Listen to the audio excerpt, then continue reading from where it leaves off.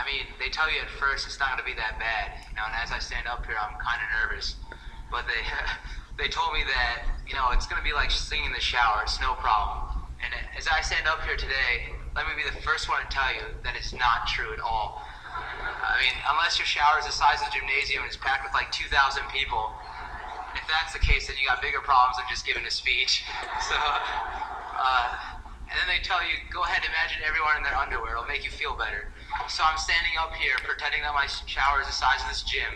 There's 3,000 people in it, and now everyone's in their underwear, and it's not working at all. And so,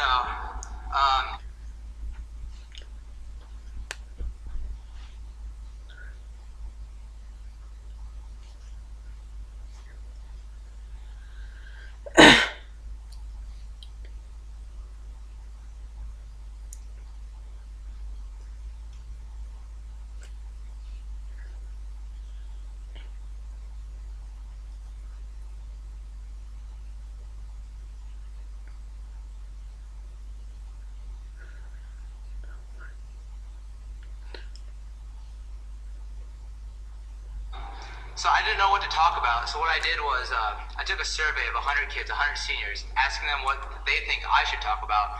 And I actually took a survey. It wasn't like Bruin where they asked like 3 kids in the senior study hall what's going on. But, you know, so I went around and here are the results.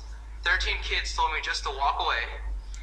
15 told me to go ahead and do some sort of dance. 22 said that I should personally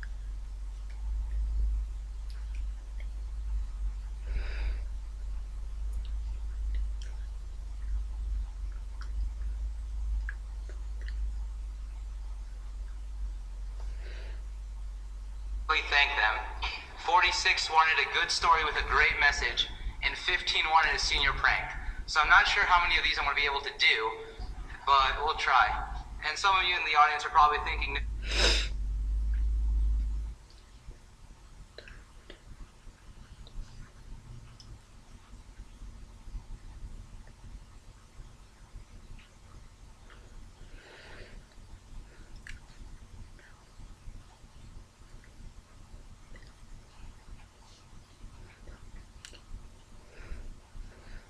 there's no way 13 plus 15 plus 22 plus 46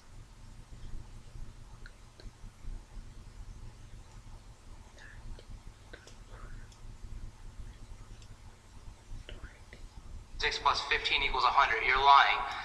And to that I say, first of all, if you're that smart, why aren't you up here? And second of all, my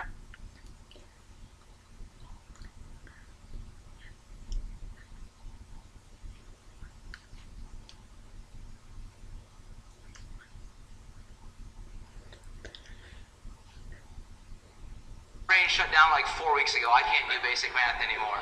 So hopefully in the next like 3 to 5 minutes, we'll try to remind you of how great of a class we are, thank those who have helped us, and hopefully, you know, do some of the things that you want me to do. So the first thing I want to do is say thanks, and I speak on behalf of the entire class. I want to say thanks, first of all, to the administration. I think their efforts go underappreciated, and they do a lot to maintain this school. We all know how many problems there are, and they do a lot to make sure that we have all the events, the athletics, the clubs, everything after school. Without them, we wouldn't be here today. The second group are the teachers. I think that their efforts, you know, are obvious what they do to us. They've helped us become who we are today. They've molded us. And good news for you guys, we're done, so you don't have to deal with us anymore. But the next 2 people I want to thank are my parents, my mom and my dad.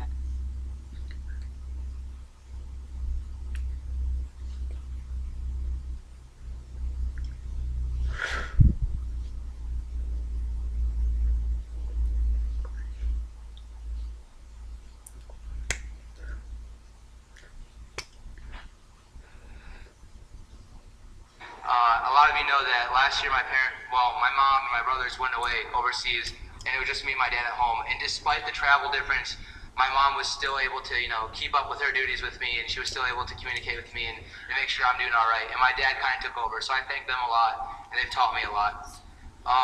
Next, I want to thank Omar, Adam, and what was the other guy's name? My brother Ahmed. There you go. And I just want to say that you 3 definitely made me want to stay at school a lot longer. If it was between spending any time at home with you 3 or staying at school, I'd pick staying at school, hands down. I want to thank my cousin Bill. He showed up today. He came here as a foreign exchange student, kind of, and he just like acted as kind of my older brother, and he helped me out a lot. The next thing I want to say thanks to, I don't think these guys ever get any appreciation. Anyone who was a teacher as a substitute. And on behalf of our class, I want to say thanks, but I also want to say sorry for dealing with us. There's no way we followed any of the rules. That you guys know that. I also want to say thanks to the cafeteria workers for being there, the copy center clerks for being there, the police officer on 94 for being there,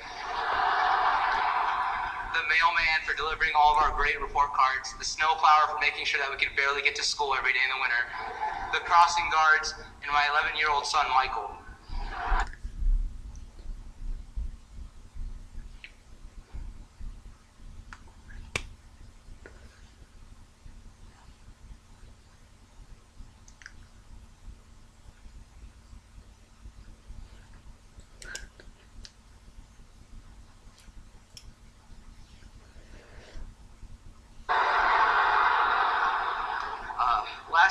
Last but not least, and certainly not I mean, the most important is each one of you guys. I think together we were a great class. We helped each other out, you know, ranging from helping each other out with homework, tutoring, maybe you just slid your Scantron to the right so the kid behind you could see the answers. Whatever you did, without each other, I don't think we'd be here today. So I just want to say thank you. Now, as I stand up here, this is like, if you think about it, it's the first or the last time I'll see all of you, or we'll see each other as a class. So I think it'd be a pretty cool idea to think about the first time we saw each other as a class, and that would be our first day at CIS. So I'm going to tell you how my first day went, and then we'll compare and contrast and see how much of a transformation we had. So back in like 4th grade or whenever it happened, I wasn't really social, so I didn't really keep up with the events. We had a long weekend, so naturally